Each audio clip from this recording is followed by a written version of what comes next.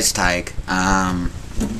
This is a quick video. I've been doing a lot of thinking lately, and I'm on another channel for mature FTMs called It's a Man's World, FTM1, and we're doing a lot of stuff on that channel on topics and, you know, all the things we might encounter.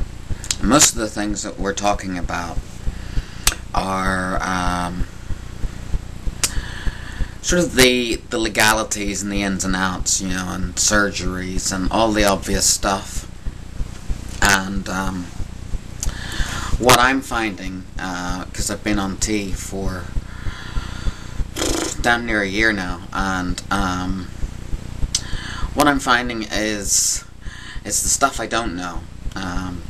You know, what you do. So it's been a couple of years now I've been jumping through hoops.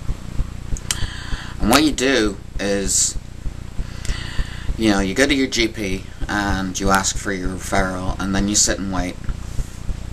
And you sit and wait and you sit and wait, and that feels like a long time. And it did feel like a long time to me because my doctor ended up, I don't know, I ended up self-referring to Glasgow anyway. So,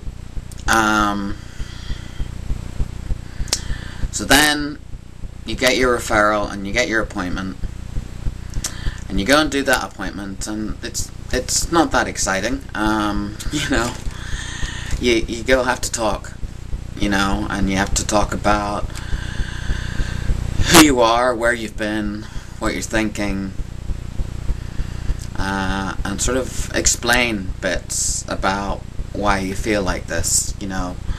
And it's usually, you know, stuff like when I was 3, I tried to pee standing up and they dribbled all over me. So, just like other stuff like that. So you talk that shite, and that's fair enough, you know. Everybody's probably had similar feelings, right? And then you have to go and do it again. You have to go for round 2, and you do round 2, and then a couple of months later you'll hear that, you know, round 1 and round 2 got together and they had a wee chat, and you can, sorry, I'm trying to get in the light here. So they have a wee chat, and the next thing you know, you're allowed the magic elixir, which is T, testosterone. So that's very exciting. You're on your journey. You feel like you started because, you know, the T is the thing that starts the change. You know, you've already done things like change your name, and you've had to do your real life experience and stuff like that. So you start T, and, you know, you get up in the morning and you sort of look in the mirror and you look for any little changes, and, you know, sure enough, you might sprout a couple of hairs in your chin. You can see that your sideburns are getting a bit longer, and you know, your voice starts to change, and you start comparing it to what it sounded like before, and things like that. And you get very caught up in these very easy things to spot, these things that, and you get excited about it, things that you can see, you know, like, wow, you know, look at that, I've got, you know, a little mustache going, and, you know, for me, I've got this, you know, little bear belly going on, and so you do get caught up in that, and you get caught up in the fact that, you know, you're passing because your voice is better, and, you know, and as your face gets hairier and you're binding and stuff, you know, you're passing pretty much 100% of the time, except for, you know, the only people that slip are the people that knew you before. And, you know, I've been thinking about this because I've had a lot of stuff go on lately. A lot of painful stuff, a lot of hard stuff to deal with. And what I'm finding is there's no information, and then there's no support for us in the UK. There's no counselling, and I'm in Aberdeen, and I'm trying to set up a support group. There is support. There is a support group. It's got support after its name here in Aberdeen, but there's no meetings. And when I've asked for meetings, I've been sort of treated as been rather bizarre, you know. I've asked, you know, to meet people for coffee and stuff like that. And, you know, the reason why you would ask a trans support group if they could meet you is because you want support. And I've talked about this with a friend of mine in town, too, who feels the same. So we don't have that support. And we don't really have... There isn't a lot of writing about what's going on, because right now, all I know is what I see. All I know about my transition is what I see. So from a trans man point of view, all I can see is that the world is flat.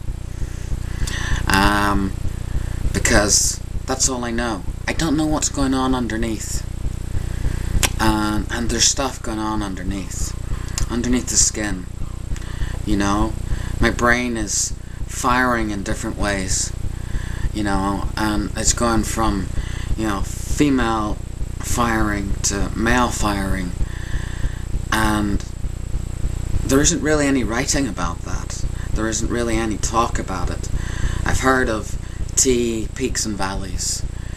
I don't fully understand it.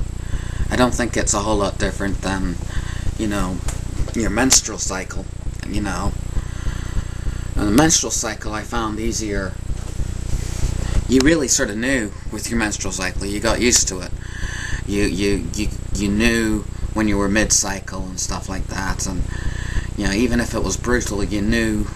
You could sort of point out to yourself, that's why, you know, you feel like that today.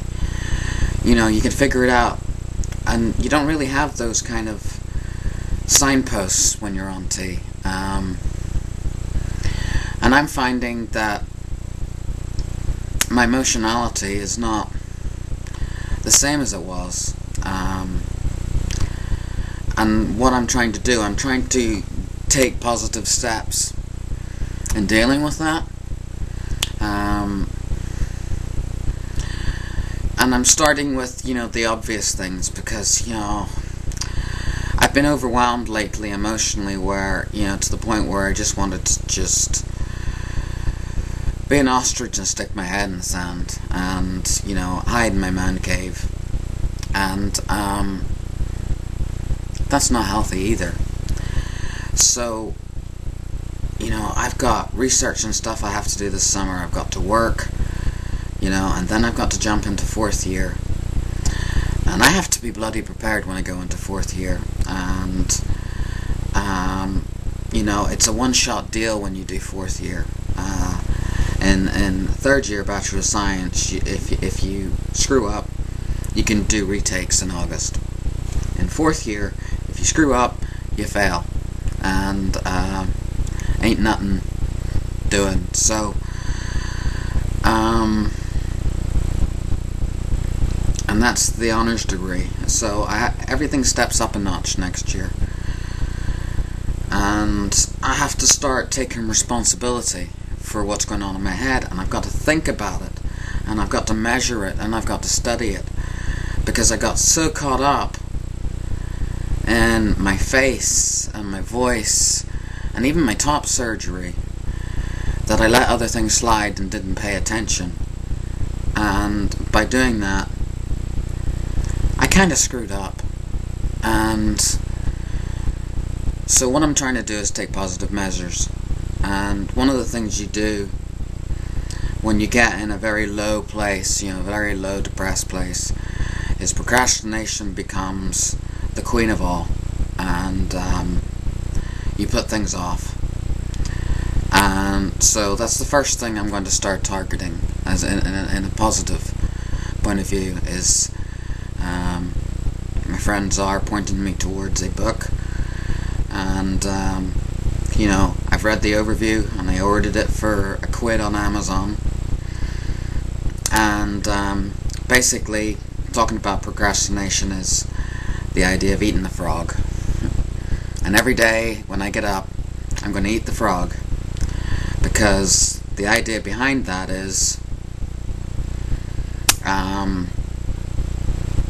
once you've eaten the frog, you're pretty sure that there isn't anything worse than that you do for the rest of the day. And today was the start of that. And you know what? I got a bloody lot done. I got up this morning and I thought about that. I'm like, just get up and eat the feckin' frog. So, I think that's something we need to talk about, is not to get caught up in the lows.